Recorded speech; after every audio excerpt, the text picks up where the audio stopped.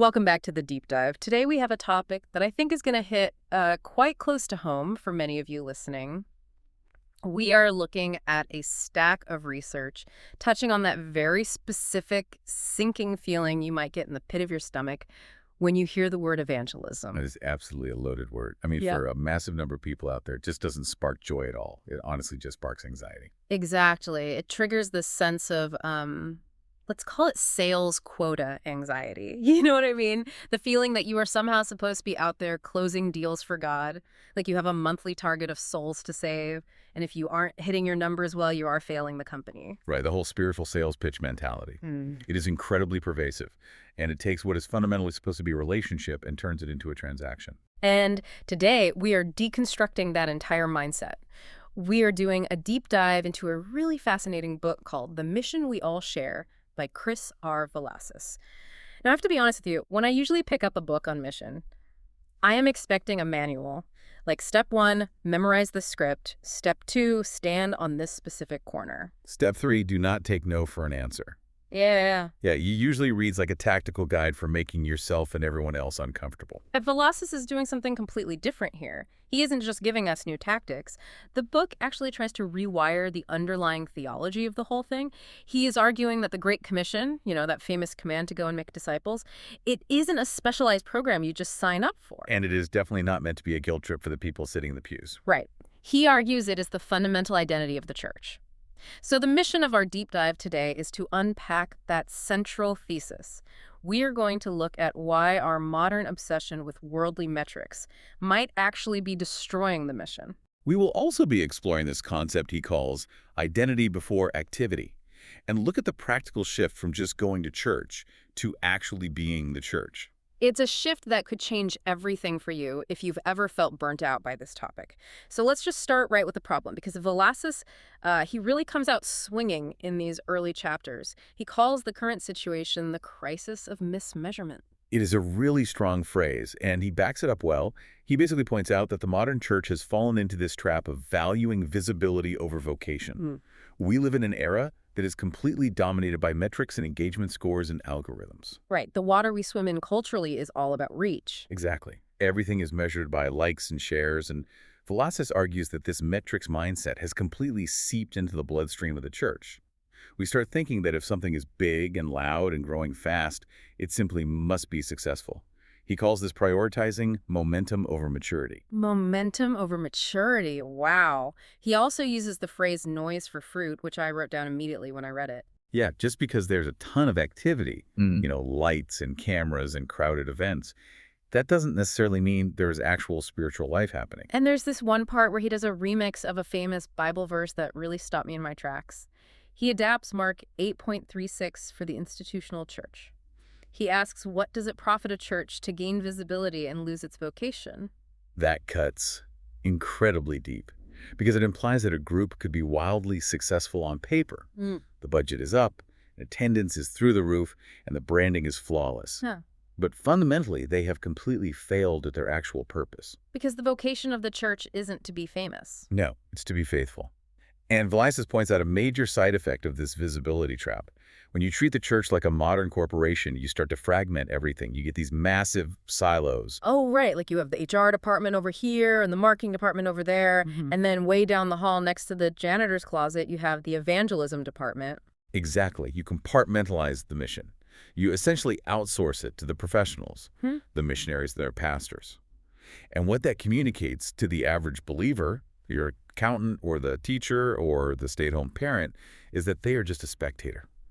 They pay their tithes so the pros can go out and play the game. And the tragedy there is that when leadership inevitably turns around and tells the congregation that they all need to be out sharing their faith, people feel totally unequipped. They think, well, I haven't been to seminary. I don't know the original Greek. I can't close the deal. And that leads straight to guilt, which, according to the book, is the absolute worst motivation you could possibly have. It really is. Velasquez is adamant that guilt is a terrible fuel for mission. It burns hot and fast, but it leaves you totally exhausted. If you feel like sharing your faith is just some heavy debt you owe to God to pay him back for your salvation, you have completely missed the point of grace. So if guilt is the wrong fuel, and these corporate metrics are the wrong map, where do we actually start? This brings us to what I think is the most profound pivot in the book. The core thesis is this phrase, authority precedes assignment. That is the turning point of his entire argument. You have to know who you are before you can do what you are called to do. Now, I know authority precedes assignment sounds a little bit academic at first glance, but he uses this analogy of an apple tree that makes it so accessible. I absolutely love this part. Walk us through the apple tree analogy. It is such a brilliant image. Mm. Velazquez asks the reader to picture an apple tree sitting in an orchard. Now, does that tree wake up in the morning and grit its teeth and strain its dark and stress out trying to somehow force an apple out of its branches? Right, like it's saying, I have to make my apple quota today or the farmer is going to chop me down. Exactly. And does it look over at the pear tree next door and feel totally insecure about its own fruit? Hmm. No. An apple tree produces apples simply because of what it is. It has the DNA of an apple tree, it's alive, and it's rooted in the ground. The fruit is just a byproduct. Right. It isn't a manufactured performance. It is just the natural overflow of the life that is already inside it. So if I'm out there stressing myself out about producing fruit, it implies I am trying to manufacture something that should just be growing naturally out of my identity. And this is where his critique of modern evangelism programs gets very sharp.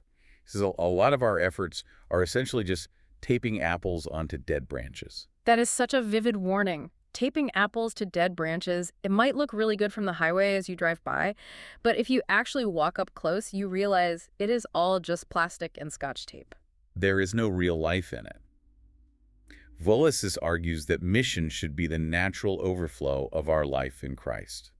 If you are truly connected to the source, if you genuinely understand your identity as a child of God, the mission just happens. You naturally talk about what you love. Right, you don't need a rehearsed script to talk to your friends about your favorite restaurant or your favorite sports team. Because that flows from your identity. You are a fan, you are a foodie, it is who you are. But let me play devil's advocate here for a second. Because natural overflow sounds really nice in theory, but for a lot of people listening, it doesn't feel natural at all. It feels terrifying. Even if I deeply love my faith, bringing it up in the office break room feels like I'm navigating a minefield. Does the book address this gap between knowing I am an apple tree and being absolutely terrified to speak? He does, and he does it by zooming way out. He grounds this whole concept in the theological idea of the Missio Dei. Define that term for us real quick. It is Latin for the mission of God. The concept here is that mission isn't something the church just invented one day. It's not some activity we do for God. It is an actual attribute of God himself. From Genesis all the way to Revelation, God is depicted as a missionary God. He is always the one moving toward humanity. So the pressure is essentially off of us because it is his mission and not ours. Precisely. We are not the engine of this thing. We are just the vehicle. Our job isn't to invent the mission or generate all the power to make it happen. Our job is simply to join the movement that is already taking place. We are just stepping into a stream that is already flowing. And he uses a specific biblical context here that I had never really looked at in this light before. He brings up Acts chapter 8. This is right when the heavy persecution of the early church starts. This is a crucial text for his argument because it completely upends our modern idea of professionalized ministry. So to set the context, the church in Jerusalem is exploding in growth. There are thousands of people. But then intense persecution hits. Stephen is martyred and the heat gets turned way up. The believers are forced to flee Jerusalem as refugees. Now, if you think about that in a corporate sense, if your headquarters gets raided and your entire staff gets scattered across the map, the company folds, that is a bankruptcy event. Exactly. But look at what Acts 8.4 actually says. It says those who were scattered went about preaching the word. Now here's the detail that Velazquez highlights for us. Who exactly was scattered? It was not the apostles. The text explicitly says the apostles stayed behind in Jerusalem. Wait, so the professionals, the big guns who literally walked on water with Jesus, they stayed behind at HQ. They stayed behind. The people who actually took the message to Judea and Samaria, the ones who sparked the greatest expansion in the history of the church, were not the clergy. They were the anonymous shopkeepers and parents and servants who were running for their lives. They didn't have a strategy deck or a marketing budget. They didn't even go on a formal mission trip. They just went. And as they went, they shared what they knew. It wasn't a formal stage presentation. It was just everyday conversations. It was that natural apple tree overflow we talked about. That completely democratizes the whole concept. It takes the microphone out of the professional's hand and puts it everywhere. But here's the tension I still feel. Even if we accept this identity-driven model, we still live in a world that measures results. If I am an apple tree all day long, but nobody ever wants to eat the apples, did I fail? And that right there is where the quota anxiety creeps back in. Exactly. If I share my faith and the person says no thanks or thinks I am weird, the scoreboard still says 0. Velasquez tackles this head-on in a section called Redefining Success. And I would argue this is probably the most countercultural part of the entire book. He contrasts the world's definition of success with the kingdom's definition. He calls it the 3 S's of worldly success: speed, scale, and spectacle. Which is literally the exact business model of every major tech company and social media influencer today. Mm-hmm. We want growth to be fast, we want it to be massive, and we want it to look incredible on a screen. You want it to go viral. Right. But Velasquez argues that the kingdom usually operates on mustard seed logic. It starts out tiny, it is very often completely hidden, and it's incredibly slow. To prove this, he actually looks at the metrics of some of the biggest heroes of the faith. Let's talk about Noah, because when you analyze Noah's life through a modern church growth lens, it is absolutely bleak. It is a total disaster by our metrics. Yeah. Noah is a preacher of righteousness for decades, maybe even a century. He's building this massive ark and warning his entire generation. And do you know how many converts he got after all those years? 0. Apart from his own immediate family, nobody else got on the boat. If Noah had an email newsletter, his engagement rate was literally 0%. If he had a board of directors, they would have fired him for a lack of ROI. They would have said, Noah, we love your heart, but the numbers just aren't there. We need to pivot to a strategy with a little more flash. Exactly. And yet, the Bible lists him as a hero of the faith. Why? Because he was faithful to his assignment. He did exactly what he was asked to do. The actual result of who got on the boat was never up to him. That is remarkably freeing for the listener, but it is also really hard to accept because human beings love control. We love to think that if we just find the perfect words or the right program, we can guarantee a positive result. We really do. And he points to Jeremiah as well to hammer this home, the weeping prophet. He preached for 40 years. He was thrown into a cistern and rejected by basically everyone. He had to watch his own nation completely collapse. So by the metric of reach and visible response, he was an absolute failure. But by the metric of faithfulness to his calling, he was a resounding success. So the real question for you listening right now is, are you okay with that?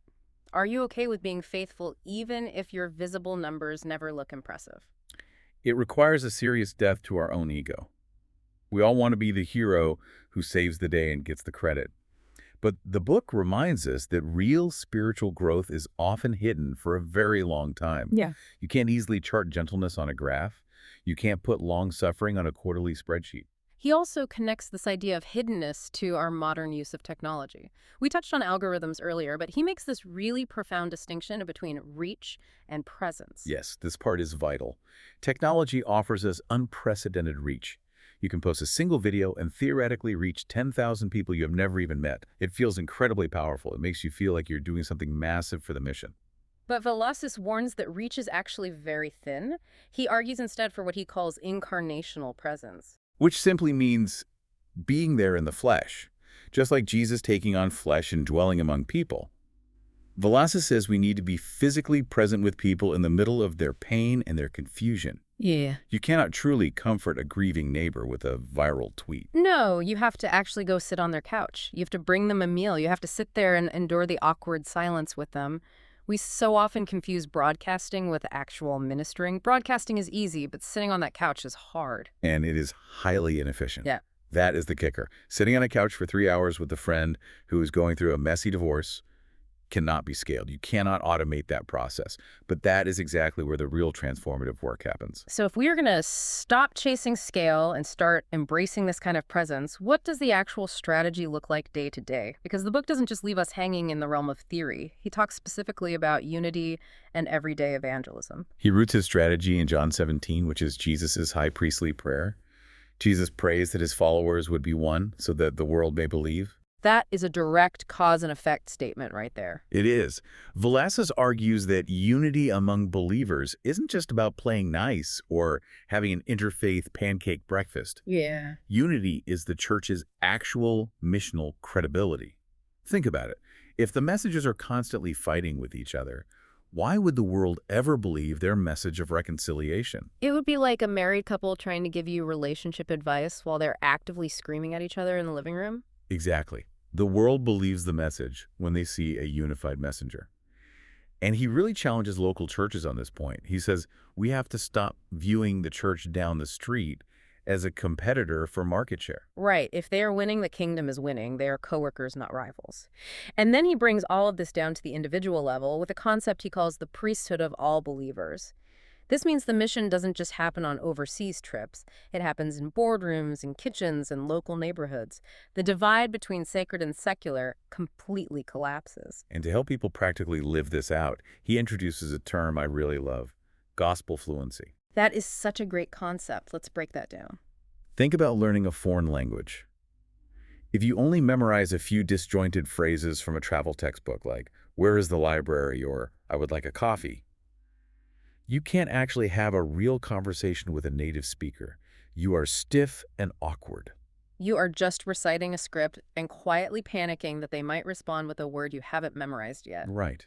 And Velazquez says that is exactly how many believers sound when they try to talk about their faith. They rely on these canned presentations or this heavy Christian jargon that sounds totally unnatural to an outsider. Words like sanctification or justification.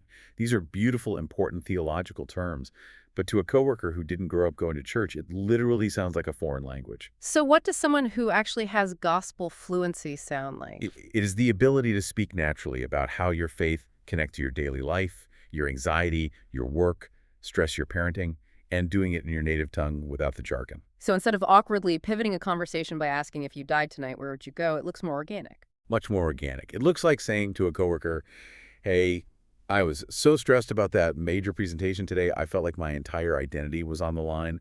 I was terrified of looking like a failure, but I had to remind myself on the drive in that my worth isn't actually based on my performance. It is based on who God says I am. Yeah. And honestly, that just helped me breathe and get the work done. Boom.